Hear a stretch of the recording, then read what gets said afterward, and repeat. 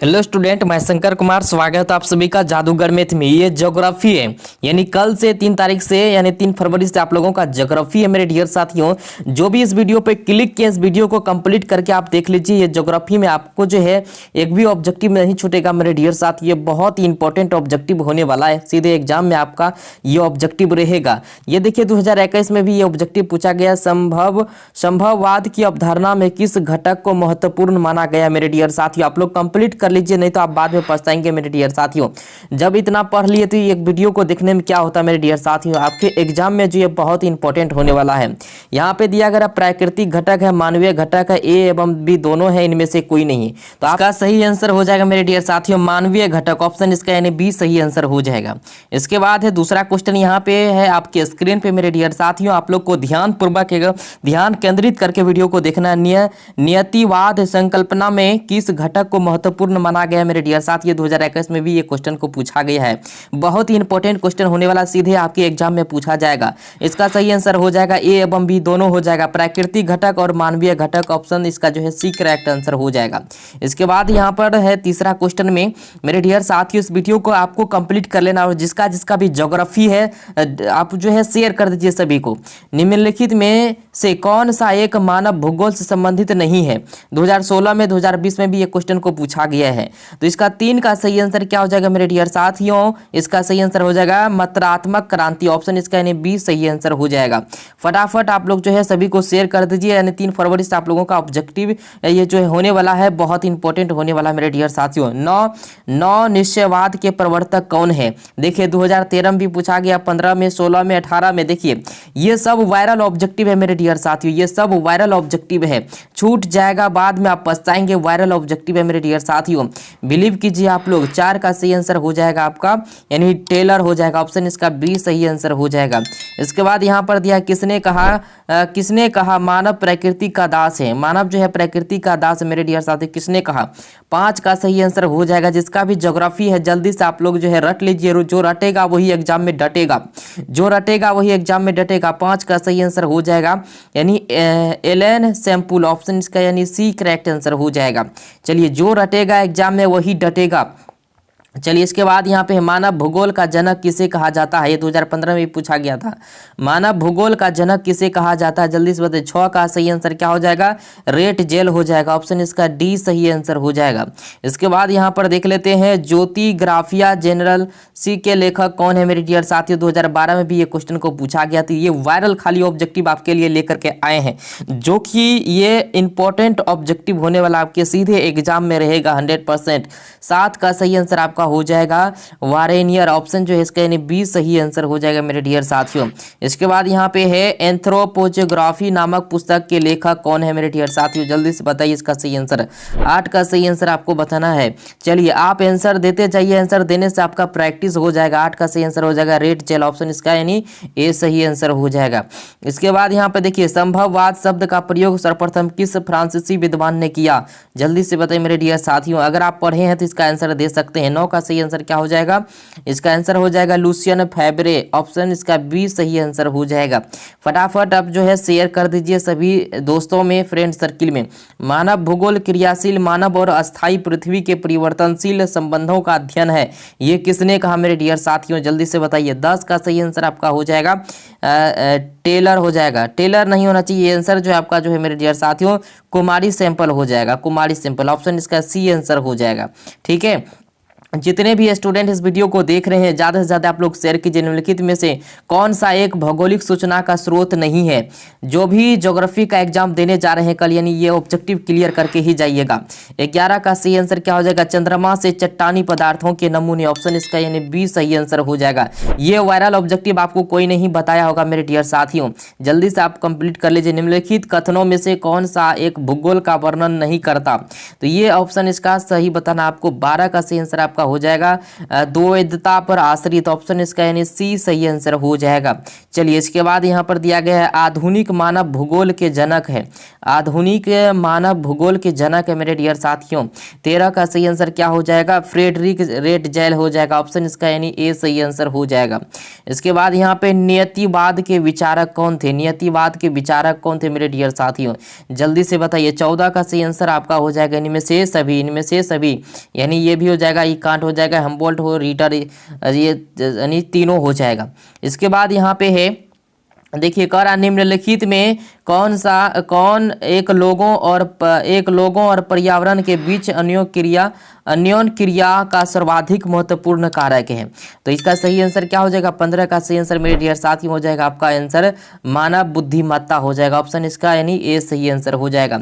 ये क्वेश्चन बहुत ही इंपॉर्टेंट होने वाला, वायरल ऑब्जेक्टिव आपको दे रहे हैं मेरे डियर साथियों, आप लोग कंप्लीट कर लीजिए। भूगोल का जनक माना जाता है, भूगोल का जनक यानी भूगोल का पिताजी किसे माना जाता है, तो 16 का सही आंसर क्या हो जाएगा, एशिया को, ऑप्शन इसका यानी बी सही आंसर हो जाएगा। चलिए इसके बाद यहाँ पे है रुको और जाओ निश्चयवाद की संकल्पना किसने दी है मेरे डियर साथियों, रुको और जाओ निश्चयवाद की संकल्पना किसने दी है, आपको देखते देखते ये कंप्लीट हो जाएगा ऑब्जेक्टिव। चलिए 17 का सही आंसर हो जाएगा टेलर, ऑप्शन इसका यानी डी सही आंसर हो जाएगा।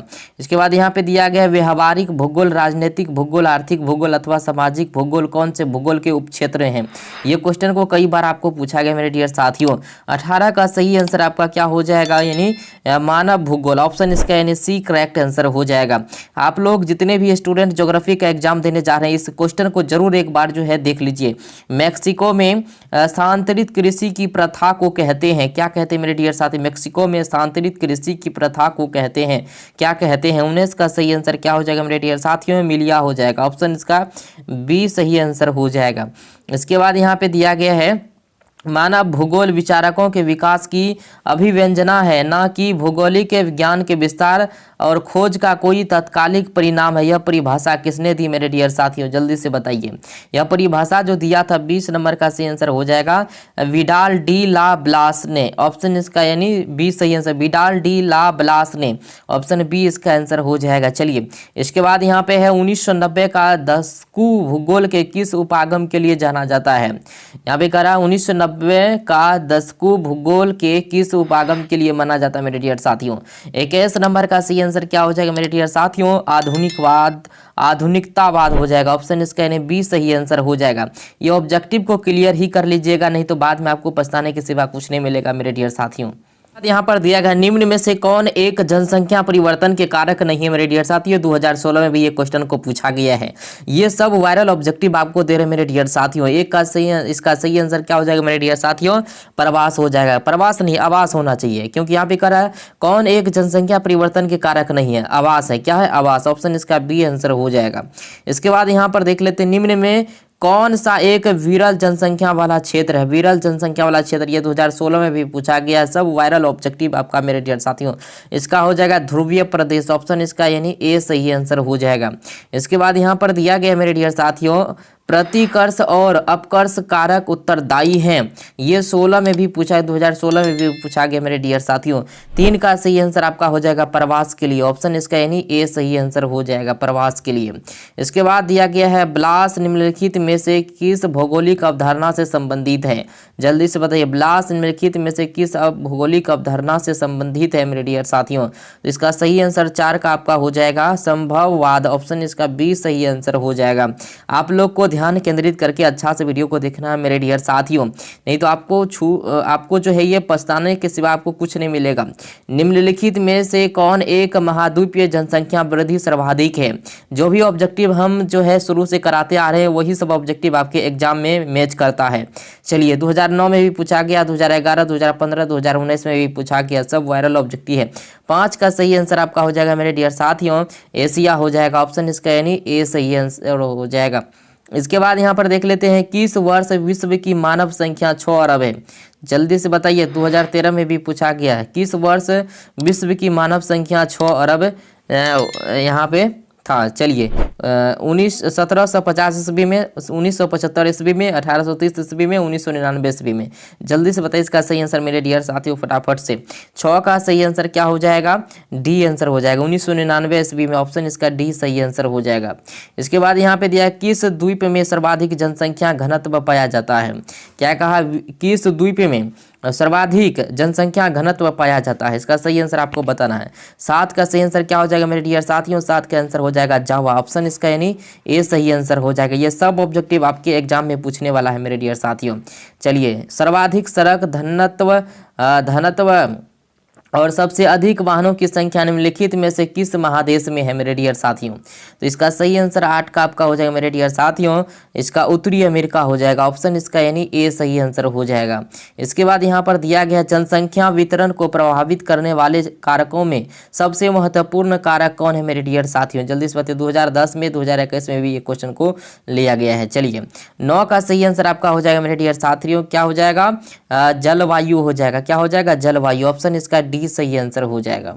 चलिए, इसके बाद यहाँ पे दिया गया निम्नलिखित में किस देश का लिंग अनुपात विश्व में सर्वाधिक है मेरे डियर साथियों? ये 2018 में भी पूछा गया है, 2020 में भी पूछा गया है। तो जल्दी से बताइए इसका सही आंसर मेरे डियर साथियों क्या हो जाएगा? फटाक से बताइए। 10 का सही आंसर आपका हो जाएगा लेटविया। ऑप्शन इसका डी सही आंसर हो जाएगा, लेटविया।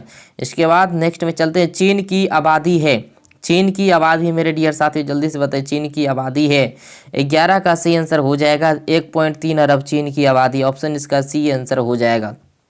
इसके बाद है जनांकीय संक्रमण सिद्धांत किसने दिया? जनांकीय संक्रमण सिद्धांत किसने दिया मेरे डियर साथी? 2009 में इस क्वेश्चन को लिया गया था। चलिए, जल्दी से बताइए। 12 का सही आंसर आपका हो जाएगा नोएस्टीन। ऑप्शन इसका सी आंसर हो जाएगा, नोएस्टीन हो जाएगा। क्या हो जाएगा? नोएस्टीन।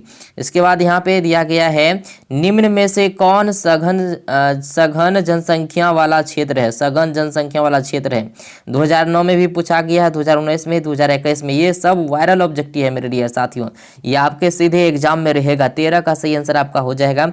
यहाँ पे क्या हो जाएगा मेरे डियर साथियों? दक्षिण पूर्वी एशिया क्षेत्र, दक्षिण पूर्वी एशिया क्षेत्र हो जाएगा। ऑप्शन डी आंसर होगा। इसके बाद चलते यहाँ पे निम्न आयु समूह में जनसंख्या का आकार उन देशों में बड़ा होता है। क्या बोला है? उन देशों में बड़ा होता है जहाँ क्या होता है? जहाँ जन्म दर उच्च है, जन्म दर निम्न है, मृत्यु दर उच्च है, मृत्यु दर निम्न है। चलिए, जल्दी से बताइए। 14 का सही आंसर क्या हो जाएगा मेरे डियर साथियों? 14 का सही आंसर हो जाएगा मृत्यु दर निम्न। ऑप्शन इसका यानी डी सही आंसर हो जाएगा। चलिए, इसके बाद यहाँ पर दिया गया निम्नलिखित में से कौन सा एक विरल जनसंख्या वाला क्षेत्र नहीं है? निम्नलिखित में से कौन सा एक विरल जनसंख्या वाला क्षेत्र नहीं है मेरे डियर साथियों? 15 का सही आंसर क्या हो जाएगा? दक्षिण पूर्वी एशिया। ऑप्शन इसका यानी सी करेक्ट आंसर हो जाएगा। इसके बाद यहाँ पर दिया गया है निम्नलिखित में से कौन एक प्रतिकूर्स कारक नहीं है? यहाँ पे क्या कहा? निम्नलिखित में से कौन एक प्रतिकूर्स कारक नहीं है मेरे डियर साथियों? चलिए, 16 नंबर का सही आंसर क्या हो जाएगा? चिकित्सा शैक्षणिक सुविधाएं। ऑप्शन इसका बी आंसर हो जाएगा।